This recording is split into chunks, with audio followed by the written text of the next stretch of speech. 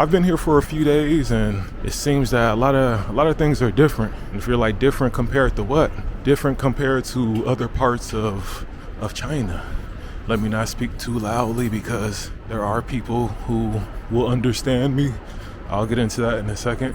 But let's start from the beginning. So if you ever type in Hong Kong, the letters SAR usually appear after the name. So Hong Kong SAR. And I used to always wonder, what does the SAR mean? But after years of procrastination, years of being lazy, I finally looked it up, and it stands for Special Administrative Region. Oh shit. I definitely looked the wrong way first. One thing that's cool about this place, they tell you which way to look. You should always look both ways, but you know, sometimes we don't do that. Look left, okay. We're gonna get into that later on in the video, but let me, okay, I can cross. So long story short, SAR means Special Administrative Region. Back in the day, the British controlled this area for some time, and then China eventually got it back.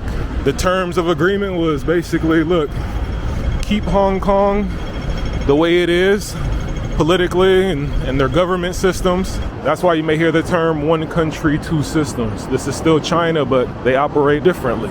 There's obviously more to the story, but that's the general gist. And I definitely experienced that. For example, mainland China, when I went to Beijing, I needed a visa. I had to jump through so many hoops, fill out documents, past work history, past school history, my favorite color, blood type. Do I pour the milk or cereal first? It was a lot.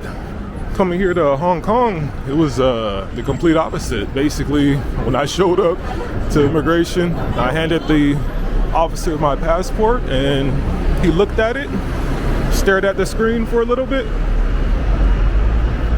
took a picture, asked me a question, and then handed my passport back. I didn't receive a stamp. I didn't receive an immigration slip. I'll go this way. I didn't receive a stamp nor an immigration slip. Just basically looked at my passport, asked me how long I'm staying here, and that was it. So the complete opposite experience compared to, you know, going to Beijing or Shanghai. Yeah, definitely completely different. Hopefully I have no problems when leaving this place. I don't think so. And you guys correct me if I'm wrong. I think Hong Kong has a different passport than people from, you know, Shanghai, Beijing, etc., etc. So that's just one of the ways it feels different out here.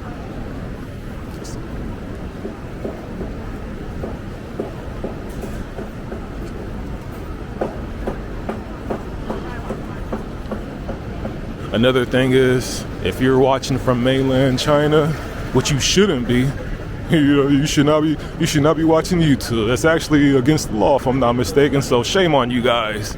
Shame on you guys. Don't get caught. Yeah, but that's the thing. If you go to mainland, you're gonna need a VPN.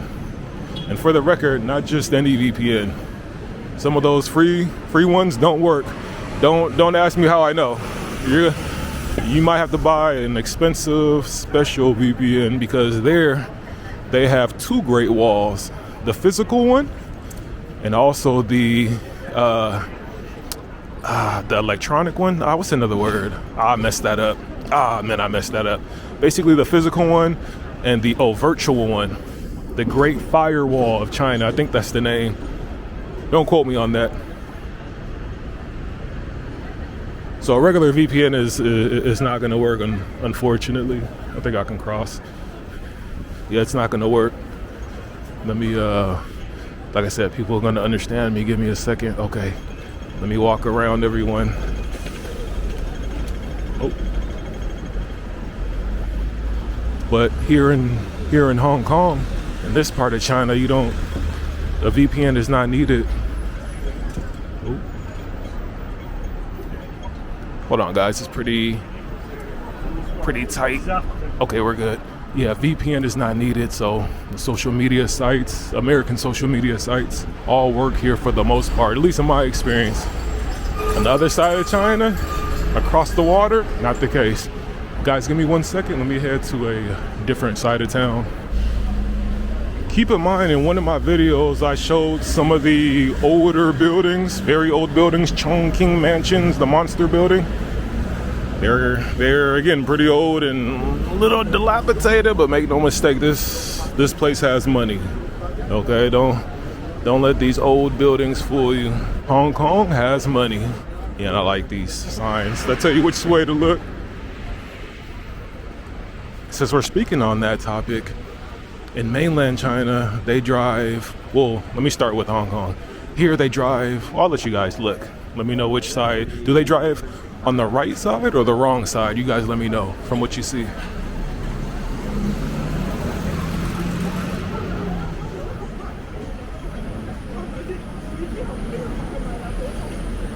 Which side, guys? The right side or the wrong side?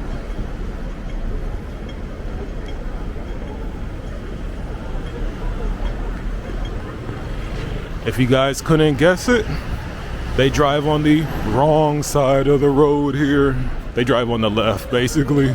And in mainland China, they drive on the right side. If you're from, Shanghai, Beijing, Chongqing, I'm not saying this because I thought the driving was actually good in China, in mainland China, but some say they drive on both sides of the road over there. I'm not saying that, that's just what I heard. But no, I thought the driving was good. Some of these guys probably haven't visited some of these Southeast Asian countries. Yeah, shout out to Vietnam. But anyways, let's check out the view, the vibe here.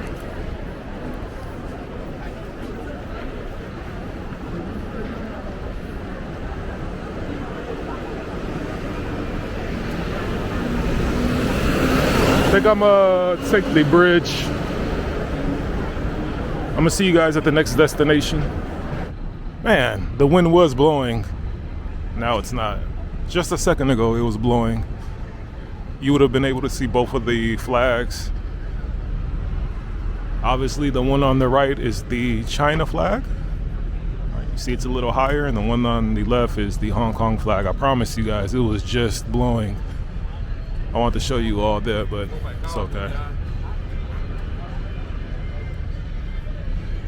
We'll wait for the wind to pick up. Let's check out the skyline.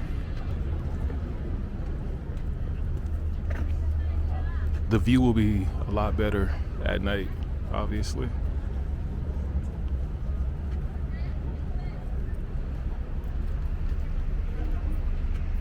Then it wraps around. And then back here you have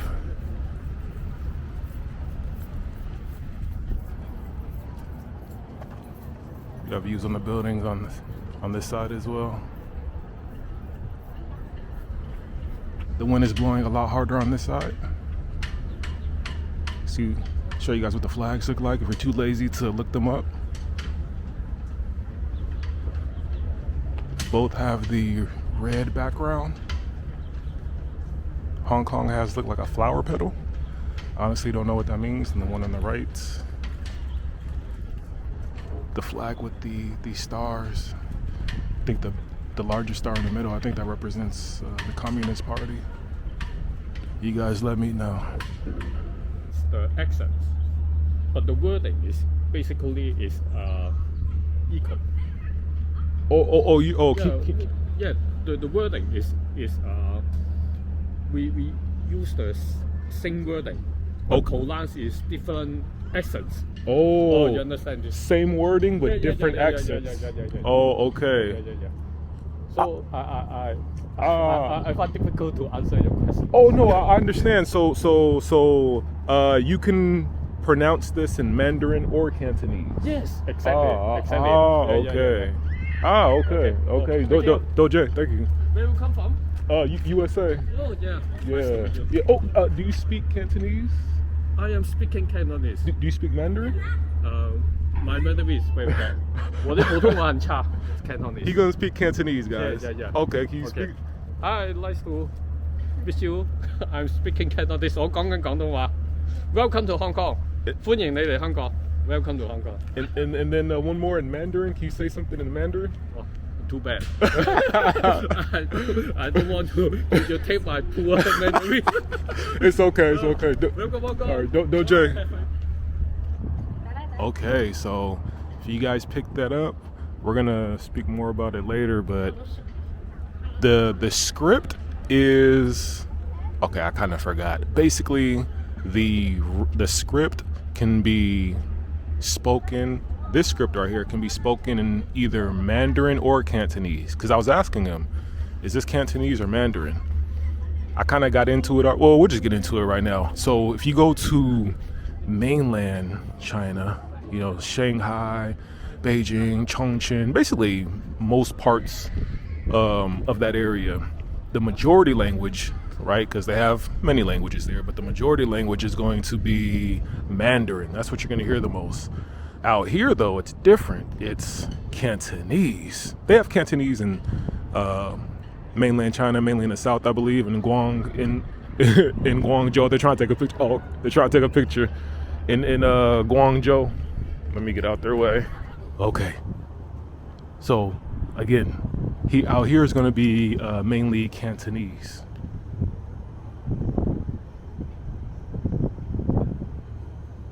Headed to the next destination.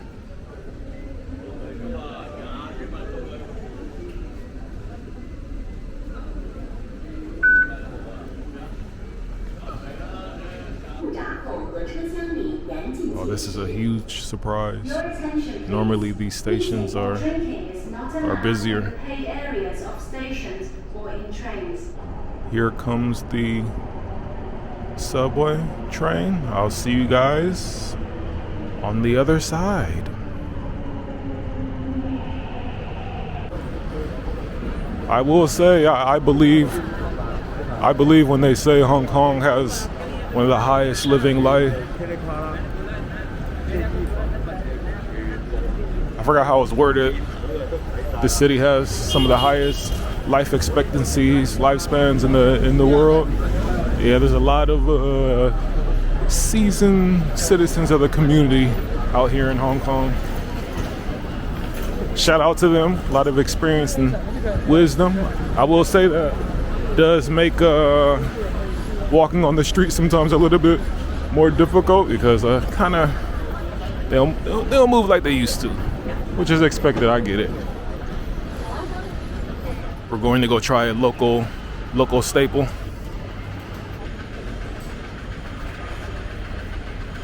Yeah, bam.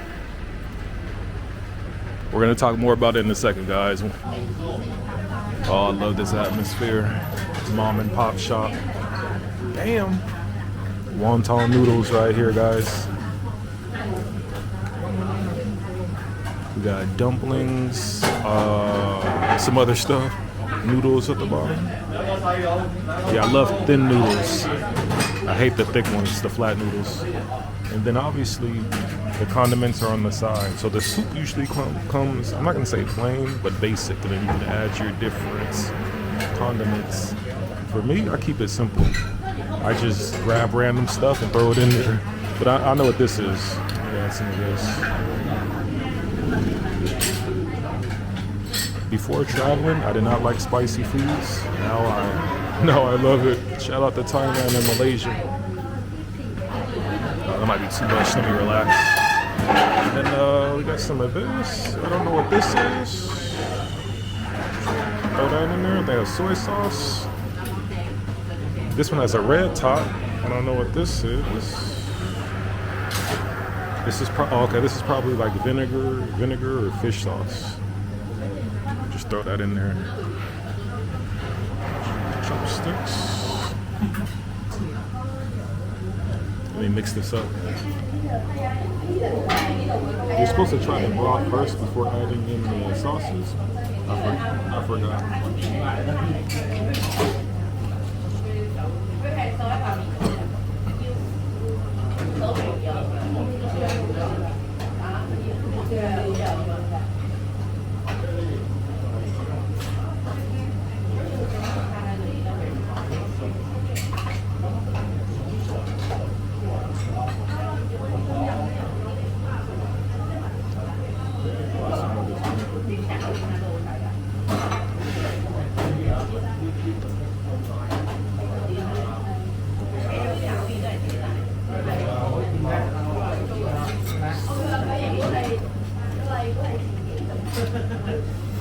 Oh guys, think I put too much chili sauce. It's okay though.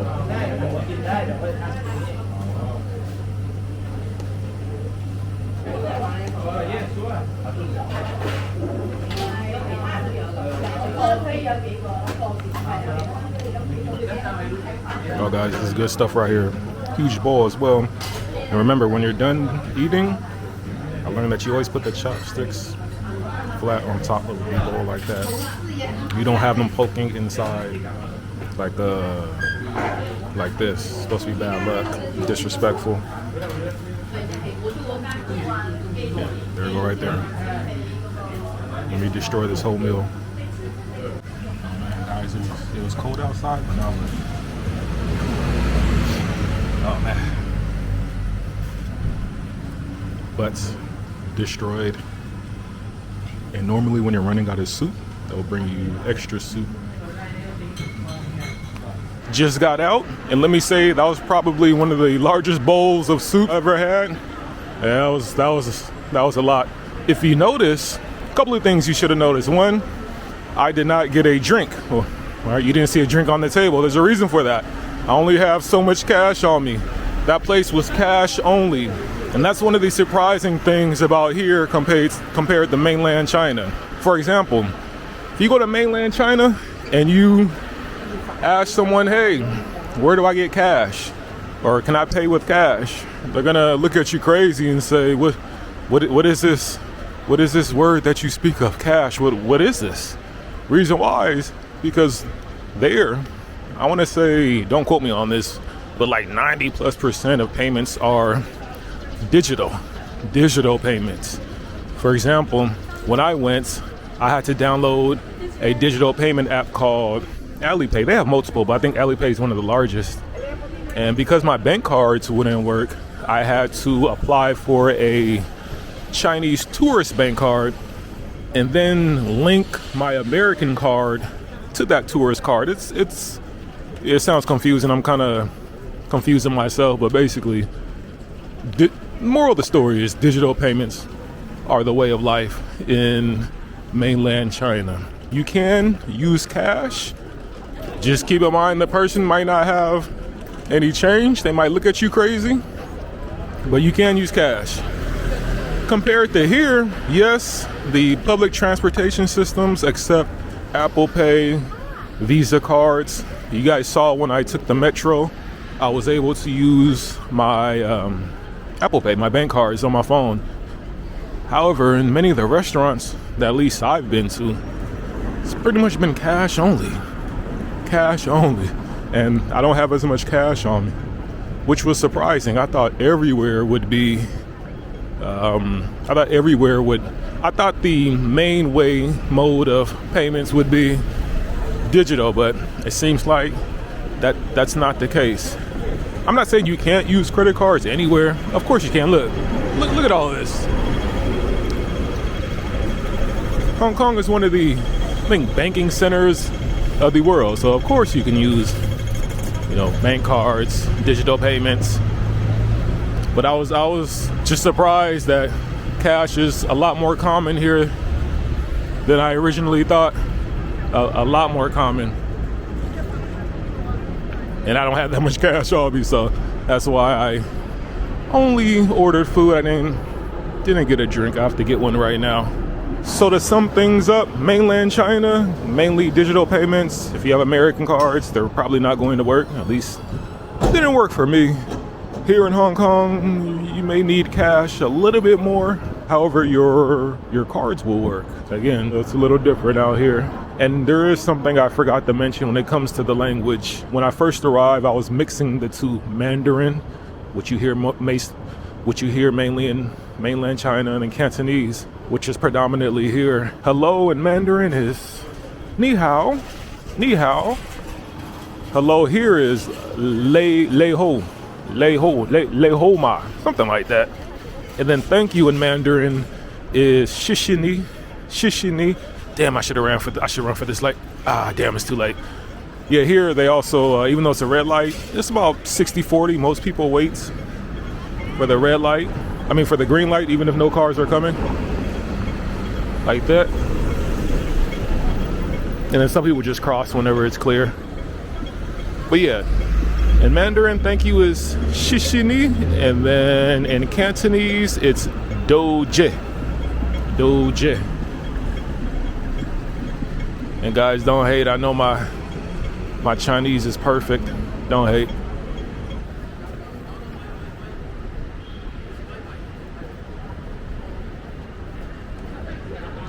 We can go down those side streets, but I'm at the end of the video. I have to go grab a drink. I'm about to get a bubble tea. Gonna get a bubble tea.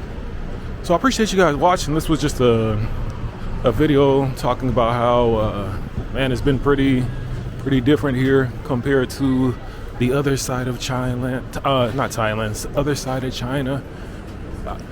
Mainland China's been pretty different. So hope you guys learned something new. Streets are packed. Let me turn off the camera because I don't want to run into anyone. And I hope you guys enjoyed the video. I'll catch you guys at the next one. Deuces.